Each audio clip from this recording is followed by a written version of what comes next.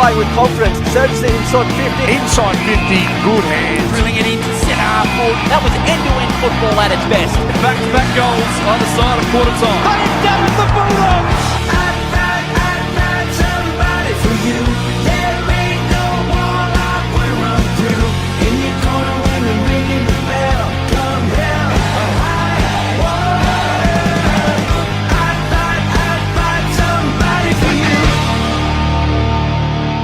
Hello Waffle fans, welcome one and all to a special edition of Around the WAFL, and gee, what excitement is in the air in not only Western Australia but also the state of the Czech side. Why? Because it is state game week here on Around the WAFL, and we are just days away from the big showdown between South Australia and Western Australia at Sullivan Logistics Stadium on Saturday as part of a massive day of State League football, a big interstate showdown where South Australia look to redeem themselves against the WA side that is hungry for back-to-back success.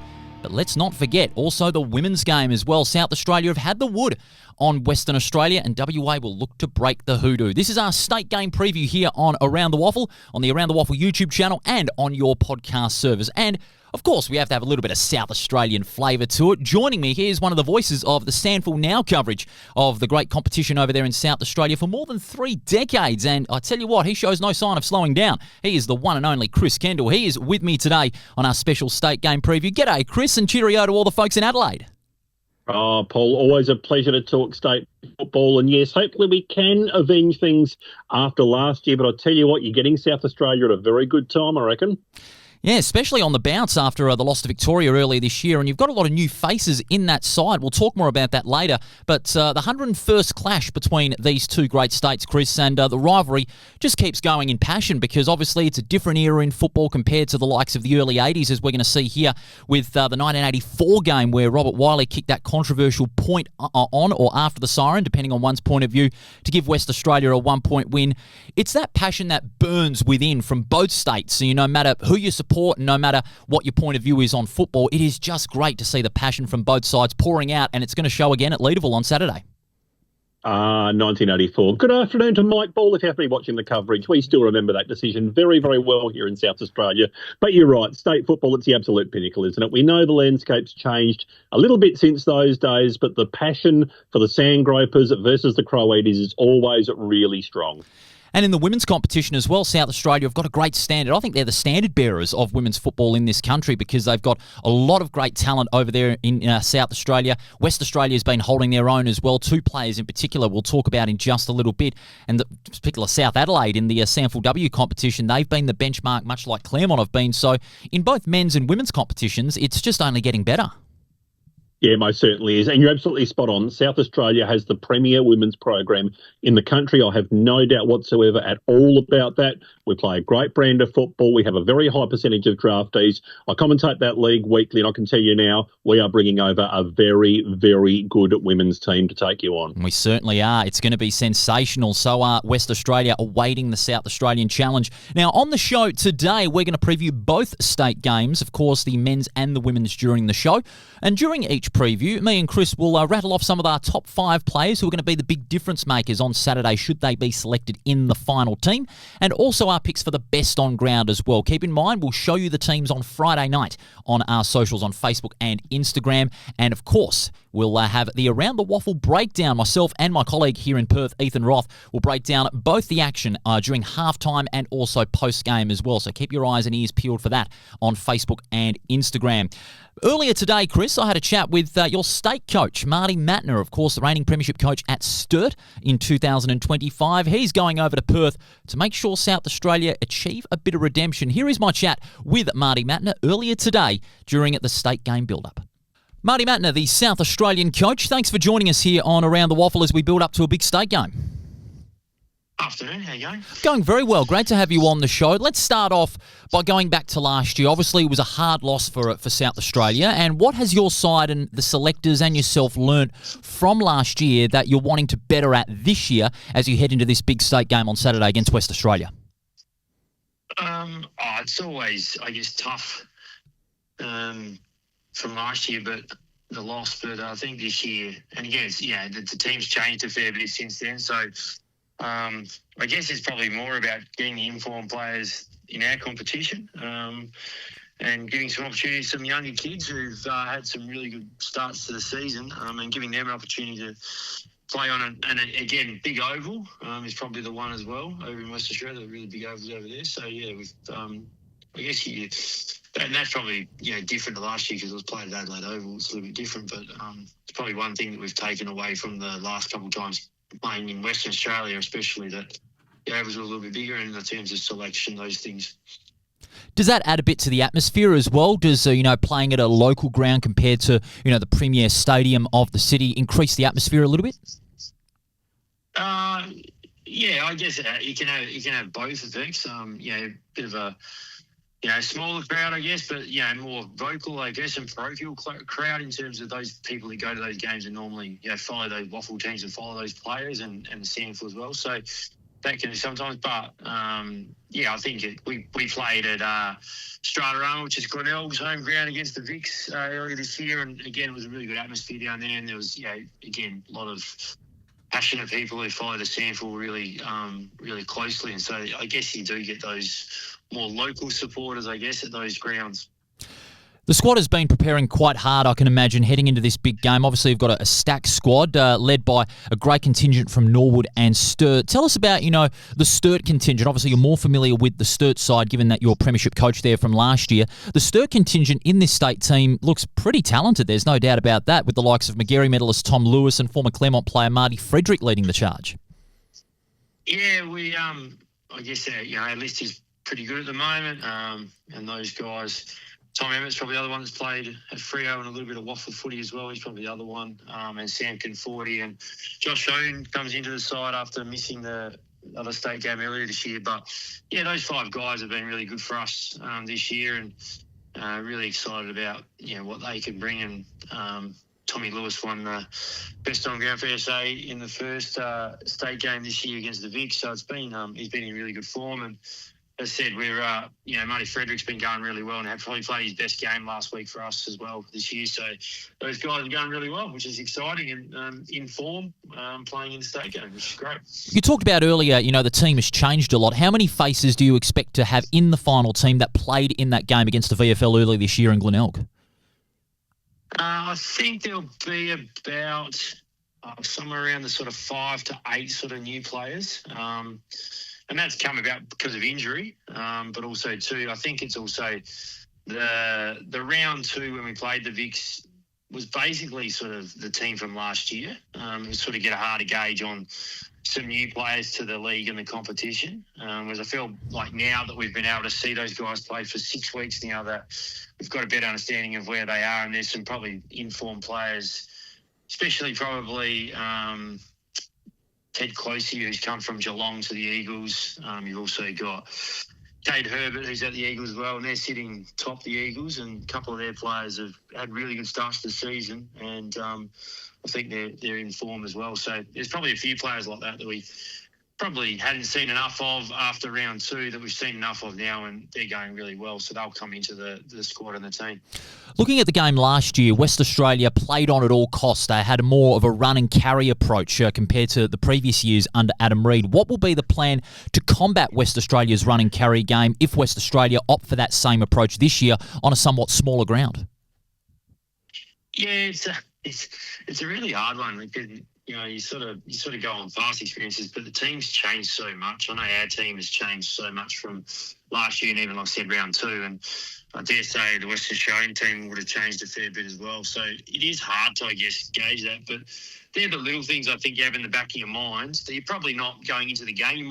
We are more worried about ourselves and how we want to play. But they are the things, I guess, as a coach, you sort of keep in the back of your mind that if that does happen, what are we going to do? And we have some contingencies about what we want to do. But I think it probably is just focusing more on our players and how we want to play and what we want to bring. And like I said, hopefully we get it done and we don't have to convert to or revert to having to worry about Western Australia too much. That's a good point that you make. You've got a really good side that's making their way over to WA. And I understand that there is a captain's run at Revo Fitness Stadium, the home of the Claremont Football Club, on Friday afternoon. Is that correct? Yeah, correct. I believe it'll be around sort of 3:30 start, so sort of 3:30 to about 4:15, 4:30 we'll be there. So, yeah, it's exciting. I mean, it's worked out really well in terms of our travel plans that we've been able to get across at lunchtime. We leave Adelaide at lunchtime. We get in. We'll be able to go there and have a little run around, which would be nice after the plane flight. And then head back to the hotel and, sort of relax and then get up Saturday morning, get ready for the game. And the positive, too, I think, is that we'll stay Saturday night and it'll be a really good weekend for our group. Like I said, we've got some new players into the squad, so it's going to be nice to spend the whole weekend together and travel. And I think that probably does help us a little bit in terms of, getting that real in-tight, closeness group mentality as well. And, I'm really looking forward to it. Really excited about travelling with the team. Haven't done it for a while. I haven't travelled with the footy club for an interstate trip for a long time now, so I'm actually really excited, really looking forward to it. Well, all the best for the experience on the weekend. It's going to be a great contest between the great lot of South Australia and Western Australia. It's going to be a sensational clash at Sullivan Logistics Stadium on Saturday. Looking forward to catching that captain's run too on Friday, see where the side is at. Marty, we really appreciate your time here on Around the WAFL, our special state game preview. All the best for the big one on Saturday. Thank you. See you on the weekend. And there you have it, Marty Mattner from Sturt, who's also coach of South Australia. How does Marty Mattner apply himself, Chris, to all our friends in West Australia? A bit of a get to know Marty Mattner as state coach. How does he apply his trait in clubland and also in interstate game land when you're looking at, the game plan that he's built? With a great deal of passion to both. Sturt this year haven't been quite the same as last year. They've had a very long injury list, mind you. Having said that, they did dispose of the Adelaide State League team in very impressive fashion last week. And, of course, last year the Premiers, one of the best teams we'd seen running around for many years at SANFL level. Marty applies a very attacking game plan. It's one that relies on a lot of speed, a lot of outside carry, and a lot of finish there on the forward 50. It's one that's very hard to combat at state league level, but as we saw last year, a little bit different in the state competition, and particularly this year with South Australia, bringing over probably not our absolute strongest squad for a few reasons. We'll talk about that in a little bit more detail, but we'll clear a break first up, and then we'll get to the first of our game previews here on Around the WAFL, our special state game preview. We look at the men's game that takes place at Sullivan Logistics Stadium on Saturday, and it's going to be a fascinating contest. We'll be back on Around the WAFL. It's all thanks to the fine folks at Grant's Car Stereo, Front Row Screens, Sullivan Logistics, and District Promotions. More on our state game build-up after this.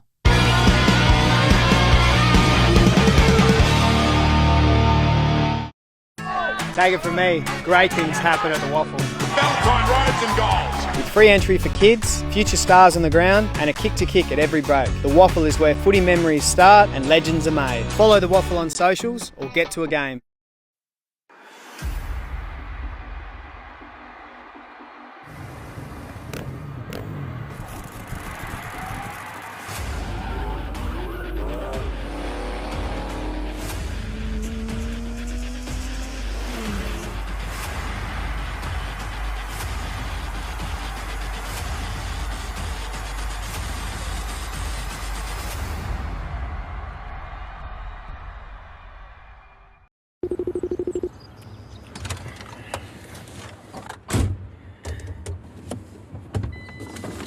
Hey Siri, how to connect Bluetooth to Mac truck?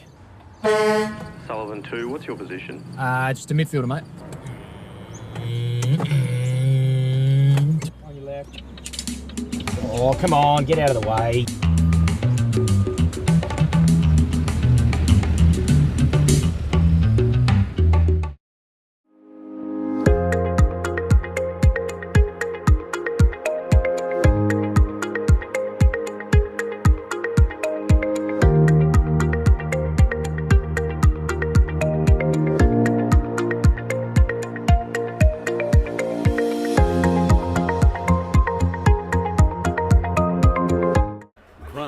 Stereo Morley, proudly supplying and fitting quality car stereos for over 15 years, selling top name brands like Alpine, Focal, Rockford Fosgate.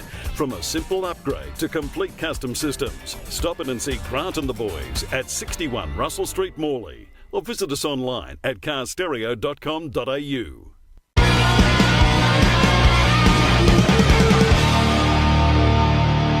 And you're back with us here on Around the WAFL, our special state game preview. Paul Persic alongside Chris Kendall, who's joining me over in Adelaide to build up to the big day on Saturday. By the way, folks, tickets are just $10 for all our West Australian friends at the 101st representative clash between the WAFL state team and the SANFL state team. It forms a part of a historic triple header at Leederville, which not only includes the men's state game, but also the women's state game at 12:40 and a talent showcase between the WA under-18s and under-21s at 10:10 in the morning.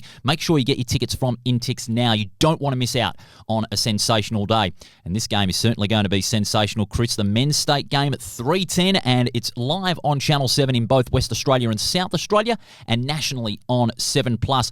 Of course, this is the 101st time that these two sides have met. South Australia have had the ledger on WA in recent years, until last year, of course. Last time these two sides met, WA won quite handsomely by 30 points. Just recounting last year's game, Chris, it was all about pace, wasn't it? Especially through midfield. WA had a more pace-friendly approach, while South Australia tried to go for the physical, contested game, and it more worked to WA's favour. Most certainly did. South Australia is probably not the most blessed team when it does come to pace and outside carry, and that probably transfers into our competition as well. And we see that with the squad in a couple of moments too. We're not bringing over one blessed with lightning speed or anything like that. Having said that, it is a hard contested style that South Australia bring, but you certainly beat us at our own game last season. This year, I know that some WA fans more than others, Paul, are fancying their chances here, but never discount the Crow Eaters when our backs are against the wall. And I'm quite surprised that South Australia have left out a lot of great players. In particular, two from Glenelg, who I thought were a bit unlucky to miss out one way or the other. If you're referring to Liam McBean and Lachlan Hosey, they both made themselves unavailable for selection. Okay. So a little bit different in that respect. There was a couple of reasons why both players chose not to make themselves available for selection, which is entirely their priority. But it does hand an opportunity now to some newer players to come through. And you will see plenty of familiar faces that have taken on WA over the past years. Nick Rokar, of course, Swan Districts. He played for West Australia a couple of years ago. So too did Angus Schumacher, who's currently playing at North Adelaide. How have you found their form this year as they got selected into the state squad? Yeah, Nick Rokar, he just keeps on keeping on. Had a fantastic season last year, has been really good this year as well, really leading the charge for Nord, who are starting to move back up the ladder after a disappointing season last year. North Adelaide, they've had a very up and down season. Angus Schumacher has had anything but. He has been one of the premier midfielders, one of the first players selected, and you know better than most, Paul, how dangerous he can be with ball in hand and working around the middle. He's coming in stellar form. Would you expect Woodville West Torrens to have a handful of players in that state team when it does get confirmed on Thursday night, Friday morning, depending on time zones, because they have got a stacked list at the moment. No wonder they're on top of the ladder after the latest round of competition. Ted Closey, Kate Herbert, Lucas Cook, Max Beattie and Ethan Grace from the Woodville side, forming a good contingent that has appeared in the state squad. How many do you think are going to be selected in that final team? I'll be surprised if it's not all five, to be perfectly honest, if they're all available. You touched on Ted Closey. Coming in here after being delisted by Geelong, was very nearly picked up by Port Adelaide in the AFL pre-season draft. I reckon at the moment he's leading the McGarry medal over here at this stage. I reckon he's on about 10 to 11 votes at the moment. Lucas Cook, what a story he's been this last couple of seasons, has emerged as a really tall, fantastic mobile defender in the back half. And Ethan Grace, he's been impressive in his first few games here. Gives great run and carry from that back line. He can turn defence into attack. It's almost like the old Stuart Jew with that raking left foot that you see just go from half back straight to half forward. Kate Herbert also having a fantastic season for them as well. So, yeah, I would say all five of those would certainly be in the mix if they're all available. And certainly Max Beattie, who's probably just about leading the SANFL goal of the year at the moment on Channel 7. I think it's hard to go past Max Beattie, his goal contender for goal of the year. There's no doubt about that. West Australia too have a fair share of new faces. Adam Reid, who we're going to hear on location later on in the show, he's got about 10 new faces that are expected to play in that team, not least of which Zach Mainwaring. There's been a lot of publicity about him, of course.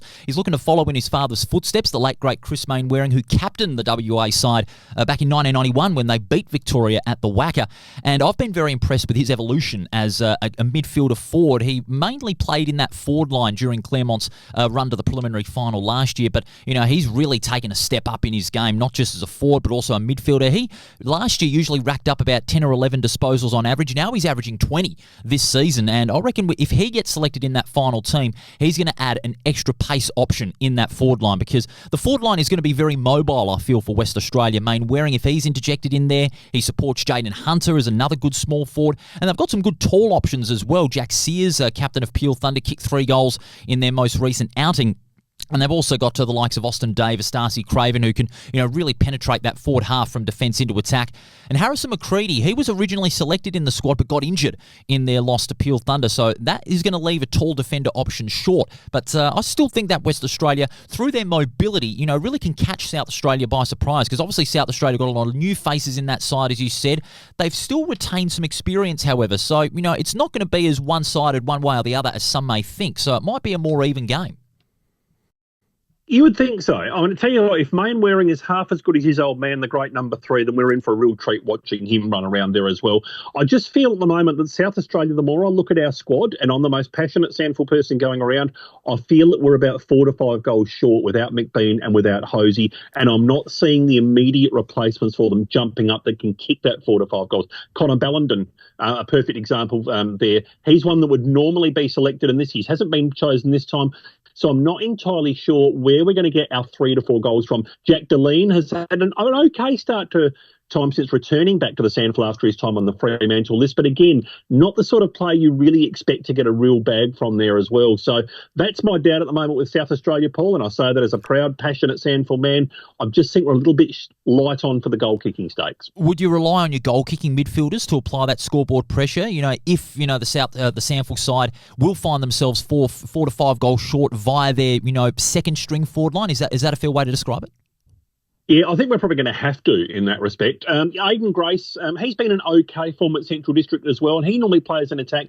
Bo Thomas as well, but I can't see either of them kicking more to 2 to 3. So you're right, a Shoemaker may need to bob up. A Frank Zeckerley, who's run and carry through the middle, is absolutely stellar for North Adelaide. But again, he doesn't kick more than about 2 to 3 goals at any given time. So I think we might have to manufacture something possibly out of the box. Tom Lewis, the slight knock on him is he doesn't kick a lot of goals. Fantastic ball gatherer, the reigning McGarry medalist. But again, unless Josh Hone, his teammate, can manufacture that 4 to 5 goals in attack, I'm just not sure where we're going to be pulling them from.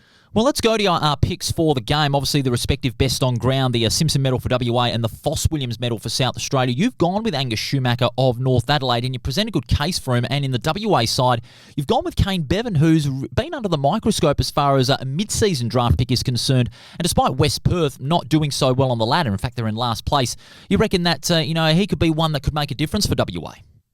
Let's face it, he's putting his name up in lights at the moment with the hope of a mid-season draft selection, which West Perth will be hoping doesn't happen for the team, but you always hope it for the individual. I think his run and carry is something that South Australia may struggle to combat a little bit. And traditionally, Paul, we know that the medalist isn't usually a key defender, isn't usually a key forward. It's going to be someone around the pill, and that's where I keep coming back to Angus Schumacher for South Australia. You know, again, how well he stands up in the interstate contest.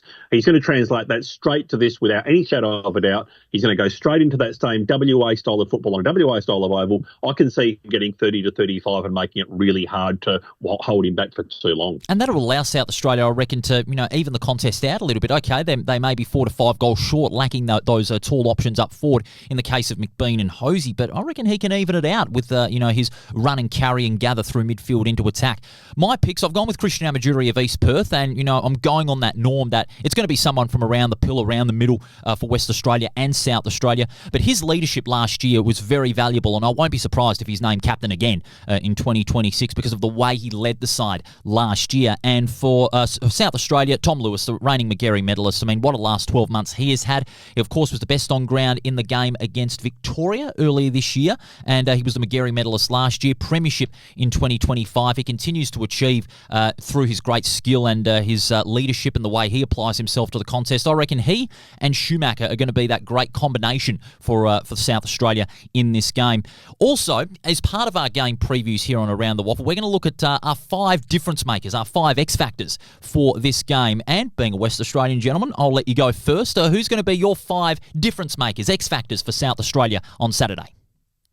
Oh, look, it's a really hard one to pick. We've already talked about Schumacher and Lewis there as well. Ted Closey, look, he's just in such form. I don't think you can ignore him.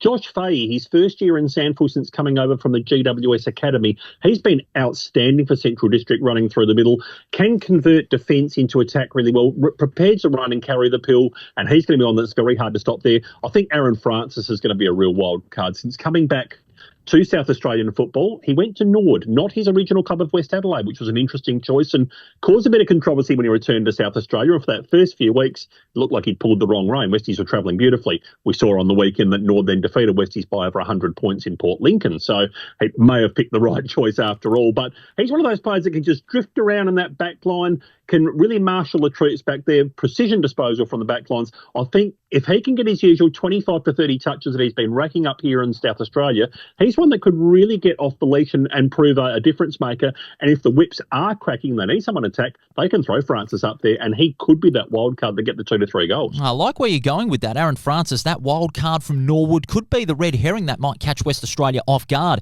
on Saturday. My top 5 for West Australia, Amajuri, I mentioned earlier, his leadership and his run and carry through the midfield, he's going to be a real difference maker, I feel. Zach Mainwaring, we talked about him a little earlier, his evolution as a midfielder forward, he's going to be one of those keys. Of course, he's been in great form with Claremont in the WAFL this season, and I said this before and I'll say it again. If he is not in the final team, I will almost lose my head. William Reedy from Swan Districts, when he's got the ball in his hand, he's a freak. I've done 2 games at Swan Districts this season and he's kicked 7 goals, so it might be a good luck charm. But just the way he creates those opportunities, when he gets the ball in his hands, he's able to make something happen. And if he's in that final team, especially as a small forward, then that could be a real difference for West Australia. It'll make the forward line a lot more flexible. Ollie Eastland in the ruck, what a year he's having so far. In fact, what the last 3 years he's having in the ruck. He's averaging about 30 hitouts in the last 3 years, and he's not only just a pure tap-out ruckman, but his follow-up work has really been a strong key for Claremont. That's why they're 6 wins out of 6. And Lockie Tardrew from Peel Thunder, I think he might be that wild card, the same way he talked about Aaron Francis from Norwood. He's a tackling machine. He's got around 10 to 15 tackles on average in the last 2 games, including 12 in the 6-point win over East Perth last weekend. And he's come over from Collingwood, so he's got a bit of VFL experience under his belt, 100 games in the VFL side, and his tackling is the best part of his game. He can shut any run and carry opportunity down for South Australia on Saturday. So that's the 5 that we have got at our disposal as our X factors, as our difference makers. We'll do the same thing for the women's game in just a little bit. But I'll tell you what, with the conditions that are forecast as well, that's one thing we forgot to mention. The rain could be a bit of a leveller. We're expecting some early rain before the game, so it could be a bit of a leveller for both sides. Does bring South Australia back into it. Having said that, we've only really had the one wet round this season. Apart from that, it's been beautiful, fine conditions throughout. So it's not like the players have had an opportunity to train in those conditions, haven't had an opportunity to play in those wet conditions. I think that brings about the situation neutral for both teams. I don't see either really getting an advantage with that. And I must admit, the longer this goes, Paul, the more I hate to say it, I'm leaning towards the WAFL. I hate to say this one as a South Australian, but I'm leaning to the WAFL to take the points. Oh, you're gonna be lynched over there in Adelaide if you say that, but you never know. You never know. Anything can happen in a state game. I'll obviously say WA, but you always got to take into account the state game has that layer of the unknown, and it's great, and especially with the weather that's forecast, bit wet, a little bit slippery out at Sullivan Logistics Stadium. I reckon South Australia will be in with a chance if they have a good start, but obviously you've gone with the WAFL. I'll have to go with the WAFL as well, based on the experience that's there in the side, but I won't be surprised if South Australia do get up. That's the men's side of the state game, Bill. After the break, we're going to go on to the women's game, which is going to take place just after midday on Saturday, and that is where South Australia have won both encounters so far. Stay where you are, fans. We'll be back on our special state game preview here on Around the WAFL, on the Around the WAFL YouTube channel and on your podcast service. Don't go anywhere. More to come.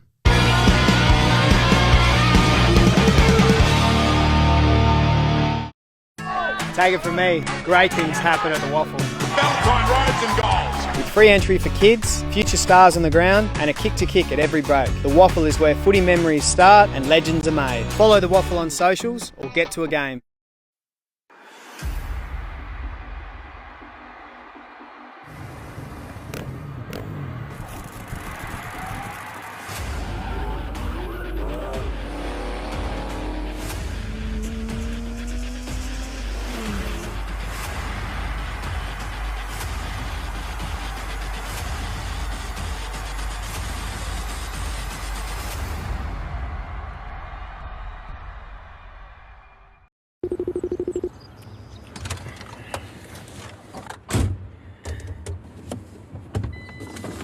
Hey Siri, how to connect Bluetooth to Mac truck?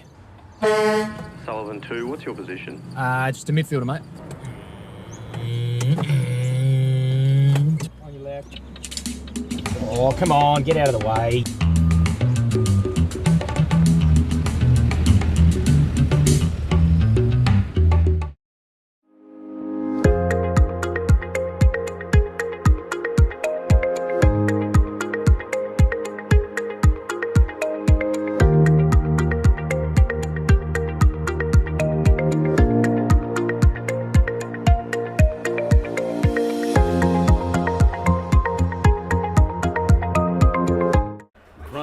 Car Stereo Morley. Proudly supplying and fitting quality car stereos for over 15 years. Selling top name brands like Alpine, Focal, Rockford Fosgate. From a simple upgrade to complete custom systems. Stop in and see Grant and the boys at 61 Russell Street, Morley. Or visit us online at carstereo.com.au.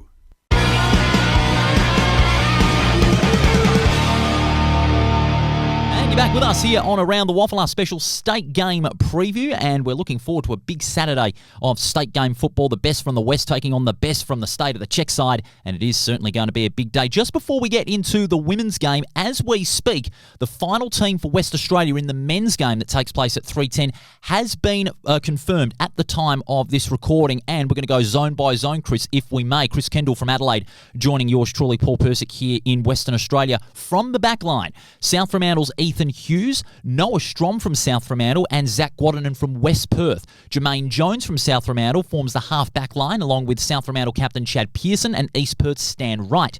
From the centre line, Stefan Gyro from Subiaco, Christian Amajuri from East Perth, who has been named captain for the second year in a row, well done to Christian, and Jesse Turner from Swan Districts. The half-forward line, Claremont's Zach Main-Waring, Perth's Claremont's Jaden Hunter, and, of course, Joey Hinder, also a big option for the West Australian side. And the forward line from Swan Districts, and I've got a smile on my face for this one, William Reedy, Aaron Clark from Perth, and Jack Sears from Peel Thunder.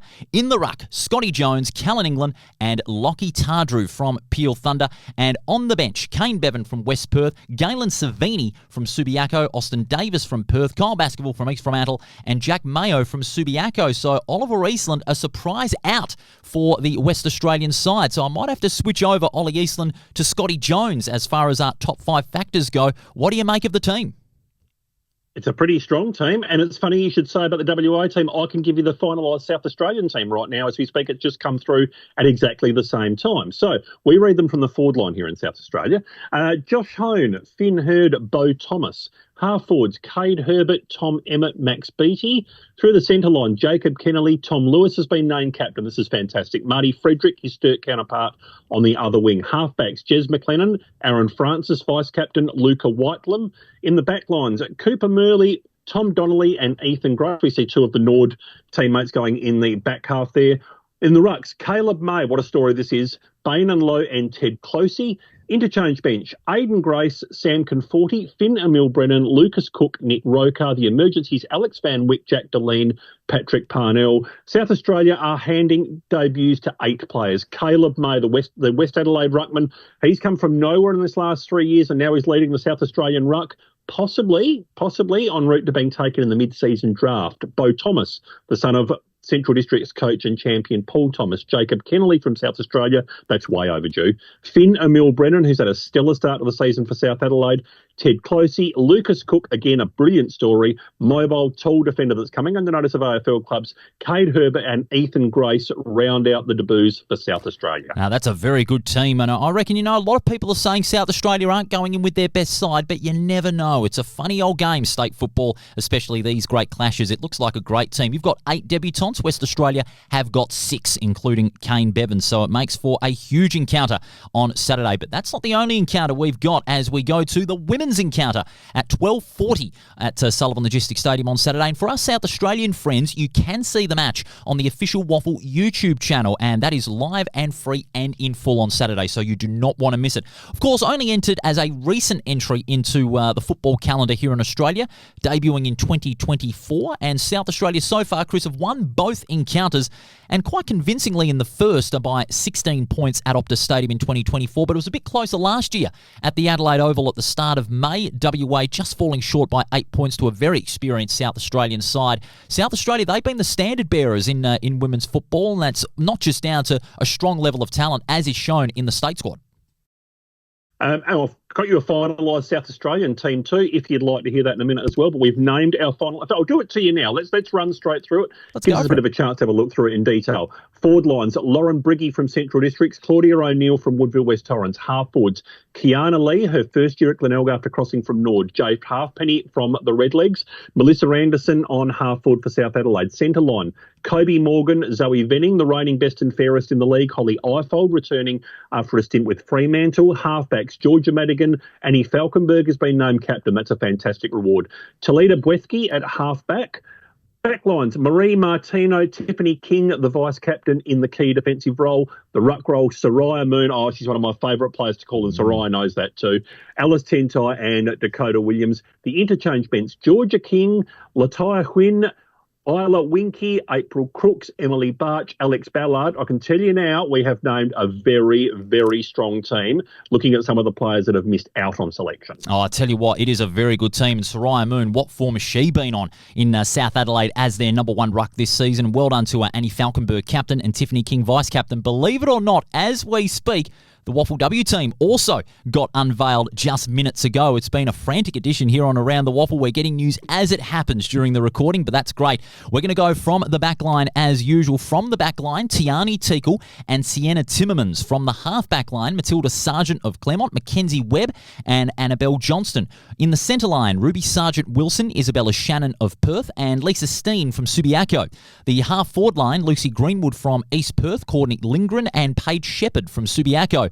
The forward line, Poppy Stockwell from Perth and last year's Dara Kerr medalist Crystal Petrevsky from Subiaco. And in the ruck, Lauren Quaife from Swan Districts, Jamie Harkin from Claremont has been named captain, and Jamie Henry also from Swan Districts, forming a strong interchange bench. Juliet Kelly, Holly Britton, Jess Freeman, Natasha Entwistle, Michaela Tuakarena from South Fremantle and Jay Flynn. So like South Australia, West Australia have fielded a lot of experience in that side.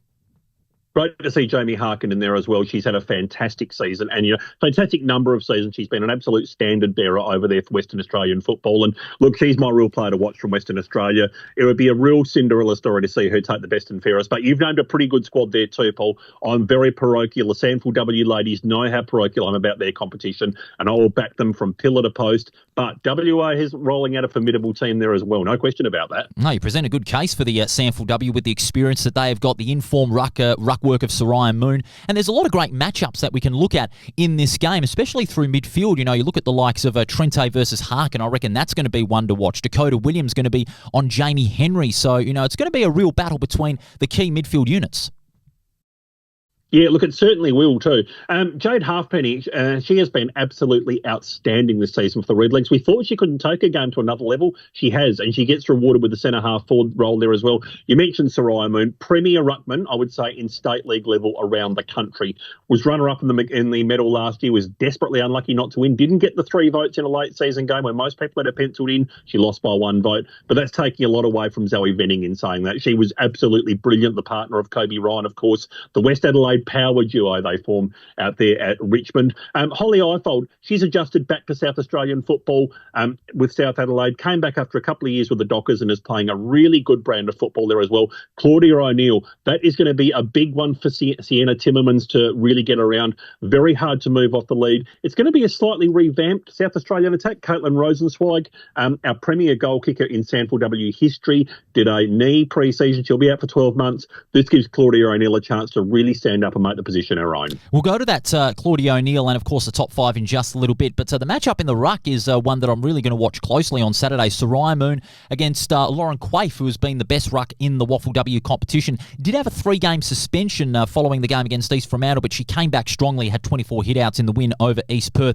and she's averaging 25 to 30 hitouts all season so far. But the way she's able to accumulate those possessions and the way Soraya Moon plays in almost a similar manner to Lauren Quaife in the ruck, not just the tap-out work from the stoppages, but the way she follows it up and provides opportunities for the fellow on-ballers. So I reckon that matchup between Soraya and Lauren Quaife is going to be massive. By the way, Lauren Quaife in the state team for the 3rd straight year, so experience is certainly going to count. Oh, Paul, as Meatloaf said, you took the words right out of my mouth. It's a very, very similar matchup between the two of them. They both play a very similar brand of football, both cover the ground so well. It's almost like tapping it down to themselves as a midfielder. The number of times both of them can rove their own work and work through is just amazing. Look, Soraya Moon, how on earth Soraya hasn't been drafted into AFLW is completely beyond me. She's in her early 30s, but she's still improving every year. It's going to be a really tough matchup for WA, but I'm really looking forward to seeing those two ladies going head-to-head at it. It's going to be a really hard one to pick who's going to win that one. It's going to be very close, and as I said before, with the weather conditions, that might make the game a little more contested, a little more stoppage-heavy, depending on how slippery the ground is, because obviously in the WAFL W, it's more contested. South Australia is a little bit more free-flowing, if that's a fair assessment of both competitions. But, it's going to be good to see how both styles adapt to the slippery conditions out here at Leederville. Particularly, again, we haven't had any rain at the SANFL W side of things. We often play on different days nowadays, by the way, too. So if you had a wet men's day, it doesn't mean necessarily there's a wet women's day. It's been fairly dry for both leagues this year. It's going to be a bit of a challenge for South Australia if it does get that little bit wet. Having said that, towards the end of last season, we had a few monsoon games, which all the players adapted to fine. So I was a little bit harder in the men's competition in picking the Western Australian team. I think you know which one I'm going to lean in this one. Yeah, I think that's a fair call. You've gone with South Australia. I've gone with Western Australia, but I reckon it's going to be very close all throughout the afternoon.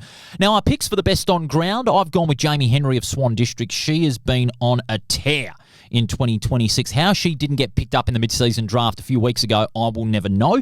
Jamie Henry, just tremendous in midfield, averaging over 30 disposals. She has been on a tear. And Tiffany King, she's going to be my South Australian best over there from South Adelaide. One of about 4 or 5 players, correct me if I'm wrong, in that final team. So South Adelaide, not only the reigning premiers dominating the competition, but a just reward for the Panthers on their great start to the season. What about you, Chris? Some of your picks for the best on grounds for the women's state game on Saturday? I could pick a number of them, and I wouldn't talk you out of Tiff King either, by the way. She's an absolute general back there for South Adelaide, has played such a stellar brand of football for so many years that I could easily see her taking the medal. But if South Australia are going to win, I reckon it's going to come down to a 25 possession, 30 hit-out performance from that lady in the ruck. And again, she knows I'll lead her fan club in South Australia. We've talked about this before. Soraya Moon, I think, will be the best player on the ground. She will be the difference between the two teams. That's taking nothing away from her opponent whatsoever, but Soraya just covers the ground so well. And she has drifted up forward a few more times this year, which is something that was perhaps the only thing lacking in her game in previous years. But look, I could find you a dozen in that lineup that could easily win the medal, and I could still miss them. They're stacked. It's a stacked list. South Australia have got so too. WA, top 5 difference makers. Again, we'll let you go first. Some of your top 5 difference makers, X factors in the women's state game for South Australia. We've talked about Soraya ad nauseum before. Claudia O'Neill, this is her chance to really fire after Rosenzweig did her knee in the previous state game. We know that she can bob up and kick those 3 or 4 goals. Very hard to stop on the lead, very hard to stop one-on-one there as well. Zoe Venning, ball magnet, can rack up the 30 disposals and use it really, really well. Jade Halfpenny, an on-baller who's going to be in a key forward role this year. Her run and carry is absolutely outstanding. She could easily become a hard roaming forward as well and almost play that Wayne Carey sort of role and push up to the back lines, push up forward there as well.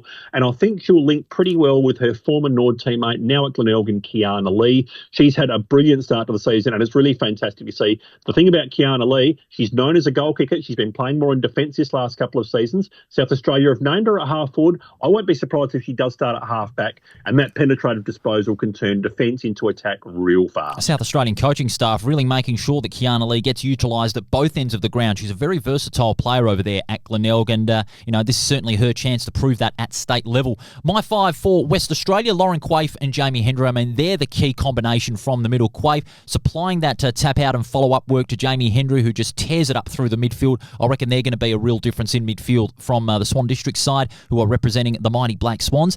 Isabella Shannon of Perth, she was the runner-up in the Dara Kerr medal last year. She also has been that heavy accumulator of possession, really leading the midfield contingent over there at the Demons. Poppy Stockwell, former South Fremantle player, now making her way over to Perth, has provided that real spark up forward. She kicked 3 goals in their win over East Perth just last weekend, and I reckon can be a valuable support for Crystal Petrevsky, who is playing more of a midfield role, but I won't be surprised if she shifts up forward and kicks about 2 or 3 goals, maybe at the start of the game, just to get the forward line working. You want to gel as a good forward line in state level. And Jamie Harkin, she's Jamie Harkin. Come on. Jamie Harkin from Claremont, Lunita medalist for the grand final last year, just continues to get it done on the big occasion. She's a big game player and does it on a consistent basis. So that's our 5 for West Australia and South Australia. It's a massive day. Once again, for all our South Australian friends, you can see the game on the WAFL YouTube channel, live, free and in full. You do not want to miss it. West Australia looking to redeem themselves after 2 straight losses, but South Australia, they are going for the hat-trick. It's going to be a big occasion. We're going to take one final break, and when we do come back, we're going to go on location to state training here in Western Australia. We're going to chat with Adam Reid, who is the state coach for West Australia for the 2nd year in a row, and we'll wrap things up as part of our state game preview. Don't go anywhere. We'll be back with more in a moment.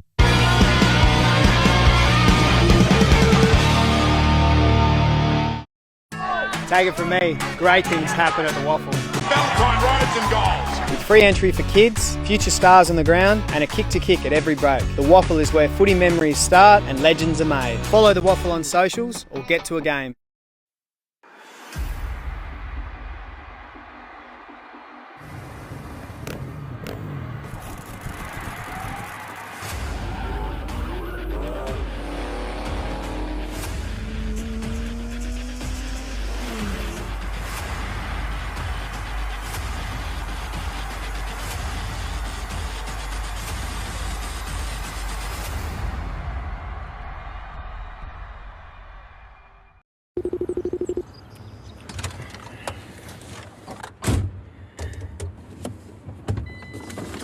Hey Siri, how to connect Bluetooth to Mac truck?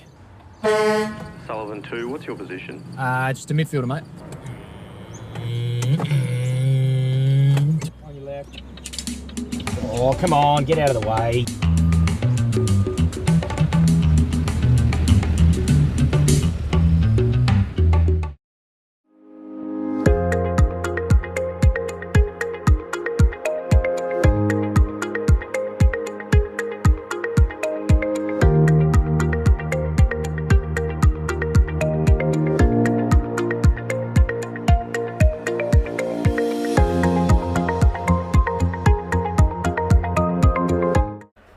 Car Stereo Morley, proudly supplying and fitting quality car stereos for over 15 years, selling top name brands like Alpine, Focal, Rockford Fosgate.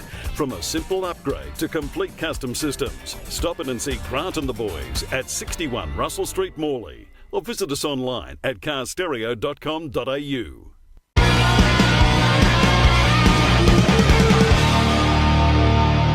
And you're back with us here on Around the WAFL. It's our special state game preview as we build up to a big day at Sullivan Logistics Stadium on Saturday. It's all thanks to the fine folks at Grant's Car Stereo, District Promotions, Sullivan Logistics and Front Row Screens. Paul Persic with you here in Perth. I'm joined by Chris Kendall over in Adelaide. Now, Chris, obviously, we take the show on the road in 2026 with Around the WAFL on location. This week, no surprise, went to state training over in Coburn in the southern suburbs and spoke with their coach, Adam Reid, who's at the helm for a 2nd year in a row and was brilliant. It was a great experience to go to the team meeting and also get involved in the training session to help the boys out a little bit. And I spoke with him about the pursuit of back-to-back success and the inevitability to having to make those tough decisions to see which of 4 players are going to miss out on the side. Here is On Location with Adam Reid at state training.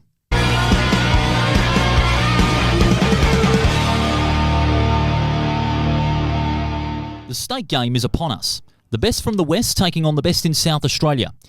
And these boys with the black swan adorned on their jumper, it's a chance to solidify themselves as the best. And for the coach, it's a chance for back-to-back success. You've got a lot of capability to choose from, but understanding everyone here wants to pull on the famous yellow Guernsey with the black swan and play. Last year's historic victory over South Australia had as much as 16 first-timers in the side as they adopted a pace-friendly, balanced approach. And it doesn't seem that a winning formula needs changing. The system won't change much. There's going to be personnel change, that's inevitable. I think we've got 16 guys from last year's squad, or last year's team in the squad. But as far as the game goes, we've tried to keep the game plan as simple as possible and let their skills shine. During this week of preparation in Coburn, the state team have adopted a theme for their clash with South Australia, and it has something to do with the coach's fascination with gladiatorial movies. I was thinking of, you're defending your homeland, right? And I'm a bit of a movie buff, so I was trying to think what movies well represent that, and that was the one that came to mind. While the excitement of coaching the WA state team is always at a high level, there is always going to be the heartbreak of telling players that they have missed the final cut. We were kind of lucky last year in that the squad dwindled through injury and guys that couldn't actually play, that we only had to make one decision last year, where this year we're in a different boat. The squad's a bit bigger. I think we have to cut six or seven guys.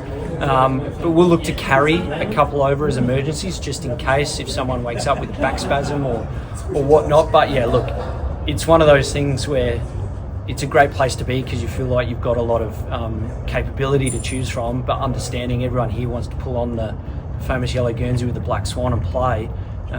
So yeah, it's gonna make some tough decisions. Despite the inevitability that players will have to miss out, that doesn't take away the fact that this team is stacked and ready for action against a South Australian team hungry for revenge.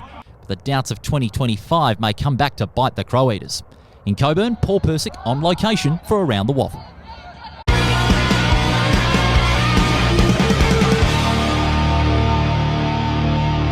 With the team now being selected, it does add a little further perspective, doesn't it, Chris? Adam Reid, the state coach, joining us on location.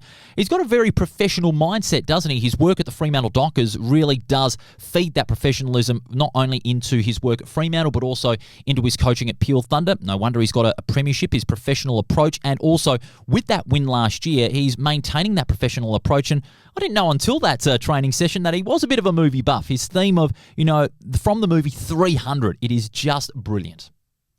Yeah, it really shines through when you hear him speak like that. You can tell that he's very passionate about WA football. Same as Marty Mattner is here about South Australia, and they're both going in with that strong attacking mindset. I'm really looking forward to watching the clash in the coach's box as much as anything else going head-to-head. And they're all great at experience and professionalism as well, and they've both got premierships to form a very long list of credentials. So, one wrong move by a coach could spell disaster, and, that adds another layer to it, doesn't it, Chris? That, it's going to be a great battle of minds. Adam Reid from West Australia, Marty Mattner of South Australia, all with great experience and a great backlog of staff behind them. I mean, for WA, we've got Craig White, the reigning premiership coach at South Fremantle, Ross McQueen, who's been in 2 grand finals in a row as the Ford coach, and Trent Cooper, who's handling the under-20s and under-18s. He was down there on Tuesday night at the time of this recording, providing support to some of the younger faces in the state squad, and he's a well-known specialist at the talent portion at WA football.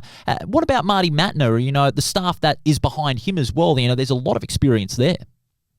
He certainly has. He's got a very experienced coaching box behind him, and that's going to be one of the real keys, I think, in this situation. The fact that we've got a lot of experience out there on the field, a lot of experience also back there behind the scenes as well. So this gives a really good opportunity, I think, in some ways, almost for some of those assistants to maybe push some of their credentials a little bit further up for, maybe going to the AFL system or maybe going back to the AFL system in certain cases. Okay, we are just about to wrap up, but before we do, Chris, let's fire each other up. State game time, the passion, the procreatism, it's going to be all on the line on Saturday. What have you got to say to us West Australians heading into Saturday?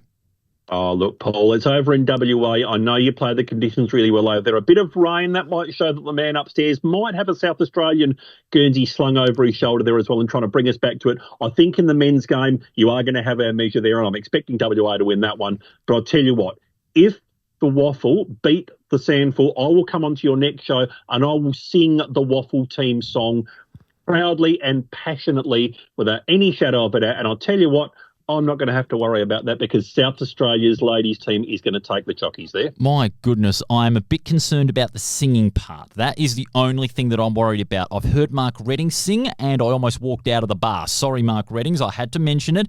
It has been mentioned before and I'm not hearing the end of it from him.